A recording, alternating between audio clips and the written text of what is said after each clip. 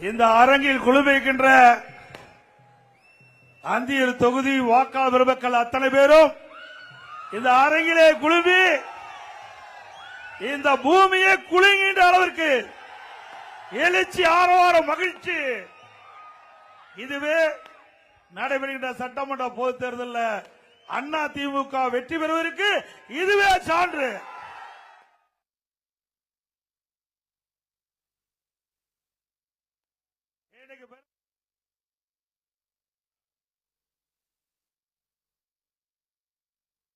நிலையத்தின் மூலமாக உருவாக்கப்பட்ட ஆடு 40 கிலோ எடை கிடைக்கும். அது மட்டுமல்ல, நம்முடைய விவசாயிகள் எந்த கன்று வேணுமோ அந்த கன்று நமக்கு கிடைக்கும். இன்றைக்கு சிந்து பஸ், அதுல கெடேரிக்கணும், என்ன கெடேரிக்கணும் நாட்டு மாடு, அதுல என்ன கன்று வேணுமோ அந்த கன்றை நம்முடைய விவசாயிகளுக்கு கொடுக்கின்ற அளவிற்கு நவீன முறையில் அந்த ஏற்பாடுல செஞ்சோம். ஊட்டியில் 50 கோடியில அந்த திட்டத்தை உருவாக்கின கிடப்புல போட்டாங்க. ஆட்சி வந்த பிறகு கிடப்புல போட்டாங்க.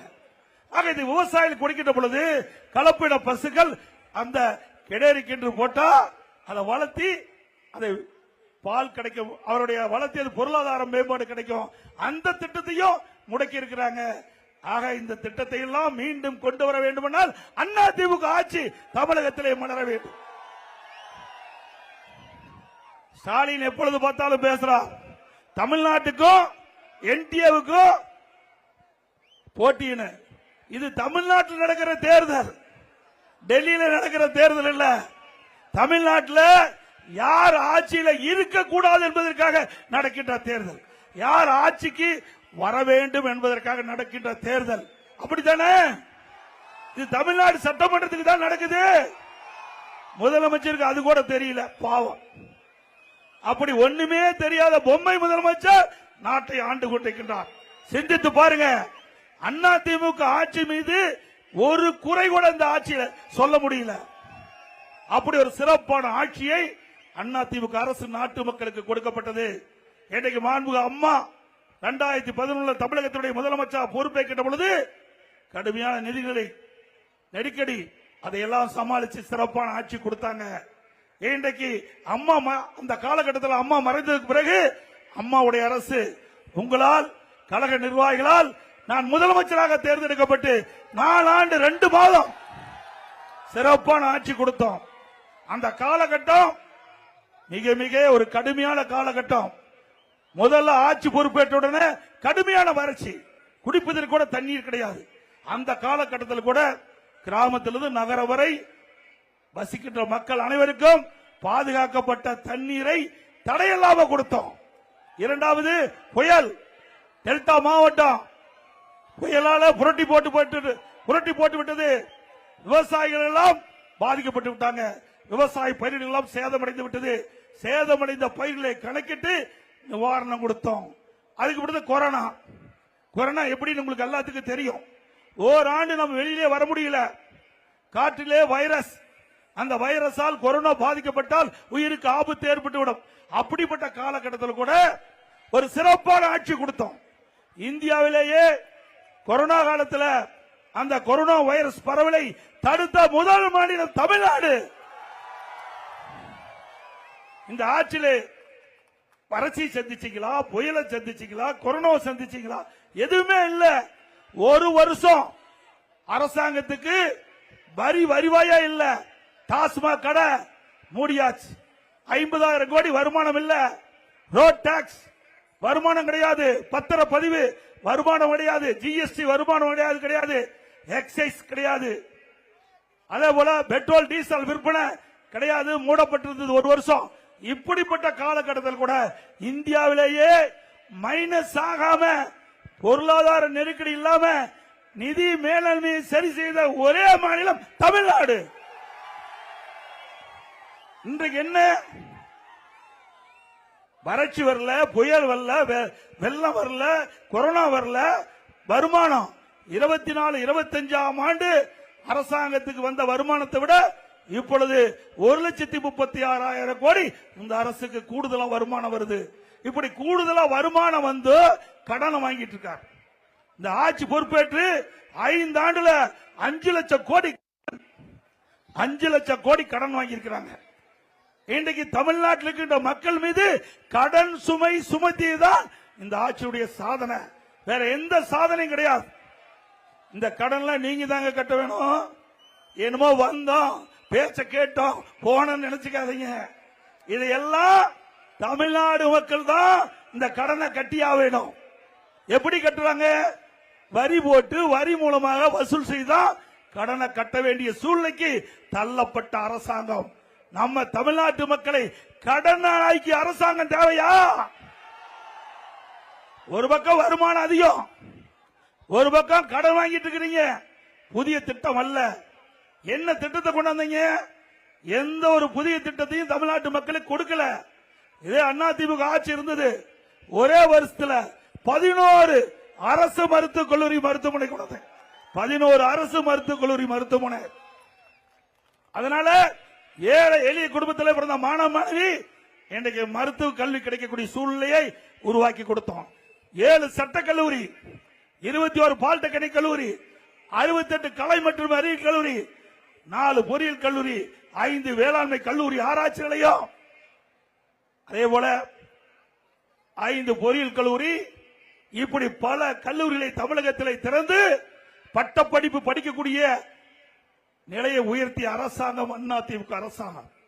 2011 மாண்புமிகு அம்மா அவர்கள் தமிழகத்துடைய முதலமைச்சராக பொறுப்பேற்கின்ற பொழுது 100க்கு 32 பேர் தான் படிச்சிட்டு இருந்தாங்க பட்டப்படிப்பு. திமுக ஆட்சியில் ஆட்சி மாற்றம் வந்து அம்மா முதலமைச்சராகும் போது 2011 100க்கு 32 பேர். அம்மா கல்வியில புரட்சி மறுமலர்ச்சியை ஏற்படுத்திய விளைவு, அம்மா மறைவுக்கு பிறகு அம்மாவுடைய அரசு தொடர்ந்து கல்லூரியை திறந்ததன் விளைவு 100க்கு இன்றைய தினம் 52 பேர் படிக்கிறாங்க. 100க்கு 52 பேர் இன்றைக்கு உயர்கல்வி பட்டப்படி படிக்கிறாங்க. இந்த அரசு கல்லூரி திறந்த விளைவு ஏழை எளிய குடும்பத்திலே பிறந்த மாணவ மாணவி வெறும் குறைந்த செலவு. தனியார் கல்லூரிக்கு போனா 75,000, அரசு கல்லூரியில மிக குறைந்த கட்டணம். அதனால கல்வி கற்பனை எண்ணிக்கை உயர்ந்திருக்குது. அதே போல பள்ளிகள் இன்றைக்கு ஆரம்ப பள்ளி, நடுநிலை பள்ளி, தர உயர்த்தி உயர்நிலை பள்ளி, உயர்நிலை பள்ளி தரம் உயர்த்தி மேல்நிலை பள்ளி, கிட்டத்தட்ட 500க்கும் மேற்பட்ட மேல் பள்ளிகளை திறந்தோம். அதனால இந்தியாவிலேயே கல்வி கற்போடைய எண்ணிக்கை தமிழ்நாட்டில் உயர்ந்திருக்குது. இதெல்லாம் அதிமுக ஆட்சியில செய்த சாதனை. அது மட்டும் இல்ல, கொரோனா காலம் 11 மாசம் ரேஷன் கடையில விலையெல்லாம் அரிசி கொடுத்தோம்ல, எங்க கொடுத்தோமா? சக்கரை கொடுத்தோம், எண்ணெய் கொடுத்தோம், குடும்பத்துக்கு 1000 ரூபாய் கொடுத்தோம். அந்த காலகட்டத்தில் வருமானமே கிடையாது அரசாங்கத்துக்கு. 40,000 கோடி கடன் வாங்கி அந்த கொரோனா காலத்தில் மக்களுக்கு தேவையான உதவிகளை செஞ்சோம். அப்படிப்பட்ட காலகட்டத்தில் நம்முடைய தைப்பொங்கல், நம்முடைய கிராமத்தில் இருக்கின்ற மக்கள் எல்லாம் சிறப்பா தைப்பொங்கல் கொண்டாட வேண்டும் என்பதற்காக எல்லா குடும்பத்துக்கும் 2,500 ரூபாய் முதல்ல கொடுத்தேன். நாங்க தான் 2,500 ரூபாய் பொங்கல் தோப்பு கொடுத்தோம். இன்னைக்கு ஸ்டாலின் பேசுறார், நாங்க 5,000 ரூபாய் கொடுத்துட்டு. எங்க கொடுத்த? ஏற்கனவே 3 மாசத்து பணம். இப்ப தேர்தல் வந்ததுனால மக்கள் இடத்துல செல்வாக்கு இருந்ததுனால 2,000 ரூபாய் கொடுத்து 5,000 ரூபாய் கொடுத்து மக்களை ஏமாத்துற திரு ஸ்டாலின் அவர்களே, அதிமுக ஆட்சி மனதுடனே எல்லா குடும்பத்தில் இருக்கின்ற நம்முடைய குடும்ப தலைவருடைய வங்கி கணக்கில் 10,000 ரூபாய் வழங்கப்படும்.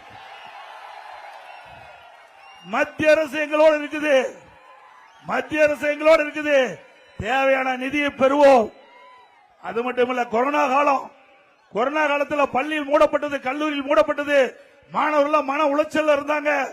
அவருடைய கோரிக்கை ஏற்று நம்முடைய பள்ளி மாணவர்களுக்கு ஆல் பாஸ் போட்டு கொடுத்தோம். கல்லூரியில் படிக்கின்ற மாணவருக்கு ஆன்லைன்ல வகுப்பு.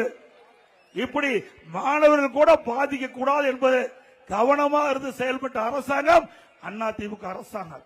இன்றைய தினம் பேசுறார், குடும்ப தலைவிக்கு மாதந்தோறும் 1000 ரூபாய் கொடுக்கறேன்னு. எப்பொழுது பார்த்தாலும் பத்திரிகையில் விளம்பரம். எப்ப கொடுத்தீங்க? 2.5 ஆண்டுகள் கழிச்சு கொடுத்தீங்க. நான் தொடர்ந்து பிரதான எதிர்க்கட்சி தலைவர் என்ற முறையில் சட்டமன்றத்தில் திரு ஸ்டாலின் இடத்துல நேரடியாக கேட்டுக்கொண்டிருந்தேன். கிட்டத்தட்ட தமிழ்நாட்டில் இருக்கின்ற பெண்களை ஏமாற்றி வாக்குகளை பெற்று ஆட்சிக்கு வந்து மாதந்தோறும் குடும்ப தலைவிக்கு 1000 ரூபாய் கொடுக்கணும். இதுவரைக்கும் கொடுக்கல. 28 மாசம் ஆயிடுது. கொடுக்க முடியுமா, கொடுக்க முடியாதா, இல்லாவிட்டால் தமிழ்நாடு முழுவதும் மிகப்பெரிய போராட்டம் நடத்தப்படும் என்ற எச்சரிக்கை விடுத்த பிறகுதான் வேற வழி இல்லாம ஸ்டாலின் இந்த நம்முடைய குடும்ப தலைவிக்கு 1000 ரூபாய் கொடுத்தார். சும்மாலாம் கொடுக்கல, அண்ணா திமுக அழுத்தம் கொடுத்தது. அதனால குடும்ப தலைவிக்கு 1000 ரூபாய் கிடைச்சு. இப்பொழுது பேசுறார், இந்த முன்பணம் கொடுத்திருக்காருல்ல குடும்ப தலைவிக்கு பிப்ரவரி மாசம், மார்ச் மாசம், ஏப்ரல் மாசம். என்ன காரணம் சொல்றாரு? அந்த குடும்பத்தில் இருக்கிற மக்களுக்கு நோய்வாய்ப்பட்டா மாத்திரை வாங்க, பள்ளிக்கு பீஸ் கட்ட. ஏன் 28 மாசம் அந்த மக்கள் கஷ்டப்பட்டாங்களே, அப்ப ஏன் கொடுக்கல? பெண்கள் கஷ்டப்பட்டதை பார்த்து கொடுக்கல. திரு ஸ்டாலினுக்கு அந்த குடும்பத்துடைய ஓட்டு தேவை, அதனால இப்ப கொடுக்கிறார். அதற்கும் அண்ணா திமுக செய்த கடுமையான நடவடிக்கையின் காரணமாக தொடர்ந்து சட்டமன்றத்தில் அழுத்தம் கொடுத்தோம், பத்திரிகை வாயிலாக அறிக்கை வெளியிட்டோம், ஊடகத்தின் வாயிலாக பேட்டி கொடுத்தோம். எங்களுடைய அண்ணா திமுக பொதுக்கூட்டத்தில் இதை தொடர்ந்து பேசணும். வேற வழி இல்லாம தான் குடும்ப தலைவிக்கு 1000 ரூபாய் கொடுத்தார். அப்புறம் கட்டணமில்லா மகளிருக்கு பேருந்து. நாங்க 50% பெண்கள் கட்டணமில்லாம பயணம் செய்யலாம். அவர் முழுசும் கட்டணமில்லா பயணம் செய்றாங்க. இப்போ அண்ணா திமுக ஆட்சிக்கு வந்தா நம்முடைய ஆண்களும் நகர பேருந்துல கட்டணமில்லாம பயணம் செய்யலாம். எப்படி பெண்கள் கட்டணம் இல்லாமல் இன்றைக்கு பேருந்து பயணம் செய்யறாங்களோ, அதே போல இனி நகர பேருந்தில் ஆண்களும் கட்டணம் இல்லாம பயணம் செய்யலாம். அதோட ஒவ்வொரு குடும்பத்திற்கும் மாதந்தோறும் 3 கேஸ் சிலிண்டர் மானியத்தோடு கொடுக்கப்படும், விலை இல்லாம கொடுக்கப்படும். அது மட்டுமல்ல, நம்முடைய பெண்கள், நம்முடைய சகோதரிகள் குறித்த நேரத்துக்கு வேலைக்கு போகணும், பணி முடிஞ்ச பிறகு வீடு திரும்பணும். பல இடத்துல பேருந்து வசதி இல்லை. இதையெல்லாம் அம்மா அவர்கள் உணர்ந்து அம்மா இருசக்கர வாகனம் மானியத்தில் கொடுத்தாங்க. திமுக ஆட்சி வந்து நிறுத்தப்பட்டது. மீண்டும் இப்பொழுது அம்மா ஆட்சிக்கு வந்த உடனே ஒவ்வொரு அம்மா இருசக்கர வாகனத்துக்கு 25,000 மானியம் 5 லட்சம் பேர் கொடுக்கப்படும். அதோட நம்முடைய குடும்ப தலைவிக்கு இப்பொழுது 1000 ரூபாய் தான் கொடுக்கிறாங்க. அண்ணா திமுக ஆட்சி வந்தவுடனே 2000 ரூபாய் வழங்கப்படும். ஒவ்வொரு தை பொங்கல் போதும் தை பொங்கல் பரிசு 1000 ரூபாய் கொடுக்கப்படும். அதோட தீபாவளி என்று நம்முடைய சகோதரிக்கு பட்டு சேலை வழங்கப்படும். தாலிக்கு தங்கம் திட்டம் நிறுத்தப்பட்டது, மீண்டும் கொடுப்போம். அப்ப அந்த திருமண உதவி திட்டத்தின் கீழே நம்முடைய மணப்பெண்ணுக்கும் மணமகனுக்கும் பட்டு வேஷ்டி பட்டு சேலை வழங்கப்படும்.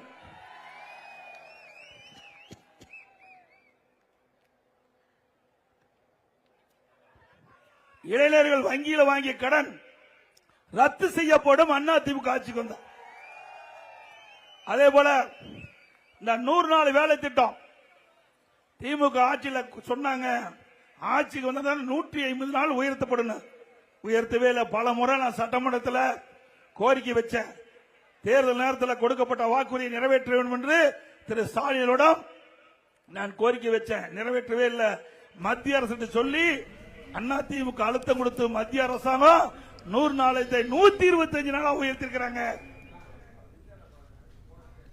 ஈரோடு அந்தியூரில் அதிமுக பொதுச் செயலாளர் எடப்பாடி பழனிசாமி பிரச்சாரம் மேற்கொண்ட காட்சிகளை பார்த்தோம்.